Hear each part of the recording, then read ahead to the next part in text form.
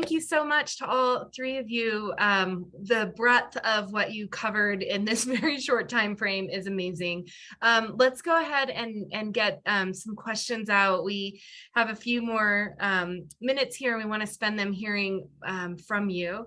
So we have a couple already, and if you have any others, go ahead and send them. You can send them to Alex or myself, or to the whole group. But we're going to go in order. So let's go back to Miko. So we have a question. Since you've had experience working in both urban and rural communities, how would you suggest folks that are living in urban communities support these organizations and efforts happening in rural communities? What's your advice for that kind of outreach and connection between two different areas? Absolutely. Without a doubt, there's more financial resources that are available in the urban communities. So if the urban communities can support the rural communities, at the end of the day, we'll all be a better country, a better planet. So that's without a doubt. The other thing I would suggest is that if you're an urban community looking to work or partner, I'm gonna say partner because it really is a partnership with a rural community, is get to know the community, because that tells you where the heart is, and get to know the folks that are working in that rural organization. Because just by having, we partner with so many local nonprofits in our community, and we do that so that we don't step on each other, right? So I have a partner who runs the homeless shelter. And so I fully understand what she does and her organization does. So if somebody says they have a need, I kind of know where to direct them to. So I think it's really just communicating and understanding the people who do the work and community that they serve. Awesome. I don't want to skip any expertise that Kathy or John might have either. If either of you want to jump in to answer any of those questions, just unmute and then I'll know. So, okay. All right, I'm gonna keep going so we get a little bit from everyone. Thank you, Miko. Okay, so John, we have a question about what you might have seen as a surprise or something that you've learned about outcomes related to increasing technology and connection in rural communities. You've been doing this work for some time. So, what's been one of the greatest successes or surprises that have come as a result? Definitely, I would say I'll start with surprise, and then we'll get to a success. One of the surprises that I guess something that you kind of know but you don't really experience is that the rural communities in Colorado are they're not into big government. They're not into that kind of connections, right? So that was surprising to me because to me, this is something that helps everybody. And I feel like everybody gains from this, right? And so just to kind of get out there and meet that stigma, that's definitely something that was a surprise to me. As far as successes is how we've been able to kind of overcome that, right? We have our HIEs that are, we have two major HIEs, which is Health Information Exchange. We have one that serves most of Colorado, but we have one that is on the Western Slope. And so they definitely are able to connect a little bit easier. And also we have our CCMCN, which helps as our backbone of our HIEs, which is also rural, and they're able to connect with these rural providers. So I definitely think that's been a success, is getting our name out there as OHI, right? The Office of eHealth Information, and kind of taking that stigma away, because I think people get when they're talking with someone from my office, and I have a couple other members on the phone who are wonderful. I think they get that we're just here to help. That we're all people that are here because we want to help. That's what drives us. Excellent. Thanks so much. Let's see, I'm gonna ask the question that just popped up in the chat from Amelia. So Dr. James, with the aging of farmers in rural communities, what other aging issues are you seeing or experiencing?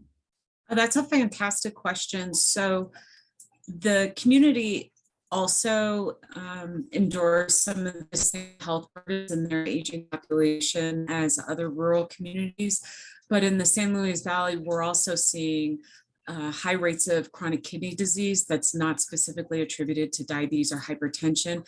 It's actually being a lot attributed to dehydration. So the San Luis Valley is one of the driest areas. It's a mountain desert, and that long-term exposure to very arid conditions, outdoor labor, has increased the rates for chronic kidney disease. We're also seeing the fact that the topsoil, the top layer of aerosolized topsoil is becoming bigger, which means that there's actually more dust in the air. And so we're seeing multiple dust alert days, and associated with those alert days, we're seeing more ER and urgent care visits as a result of COPD, congestive heart failure, and asthma. And this is especially true for wildfires. The San Luis Valley has been the location of 2 of the 5 largest wildfires in Colorado history.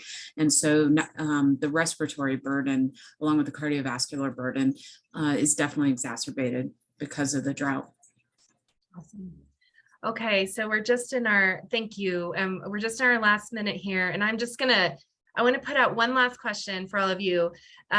Nico, you're living in the community. The others are coming maybe into the community. We know that there's a need for trust building when we want to work with community members, study with community members, or bring resources from the state, and you've mentioned that a little bit, but in just a few words, how do you build that trust?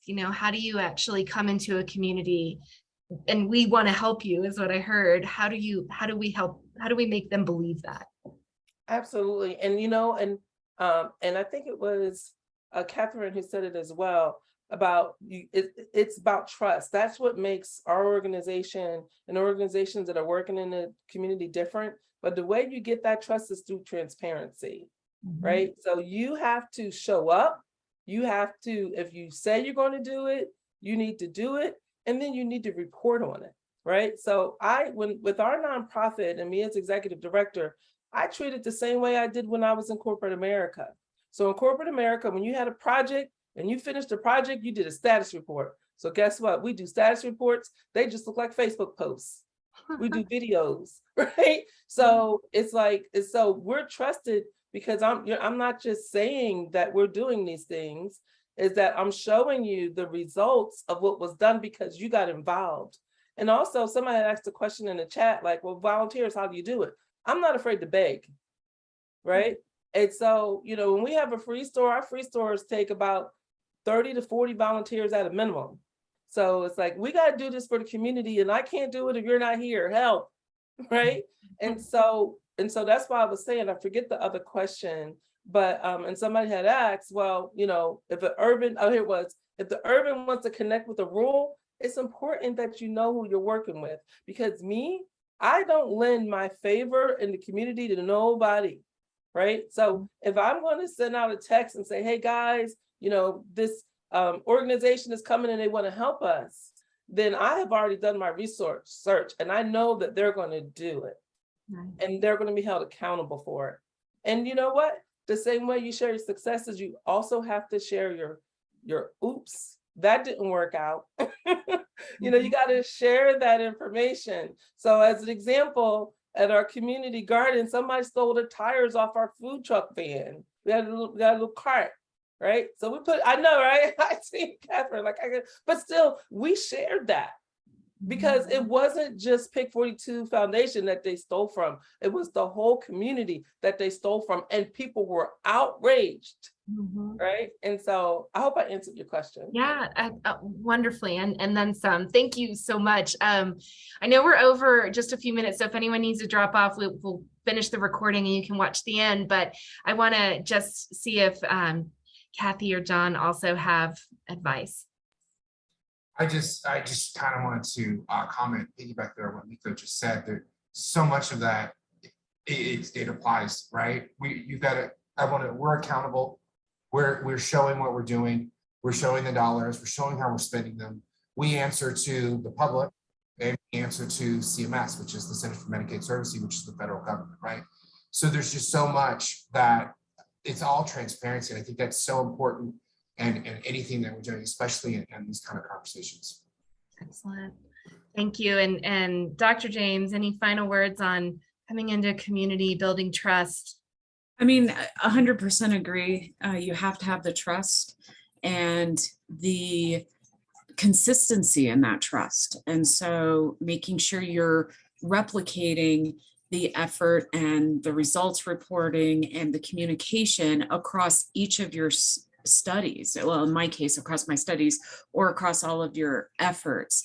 The other key thing that I always recommend, and I always, when I'm working with new people and they're coming researchers that are engaging and working on our studies in this community are new, first thing I say is you go in and you listen, because they're the experts. They know what they know what they know, and that's the most important thing. And so the first step is to listen.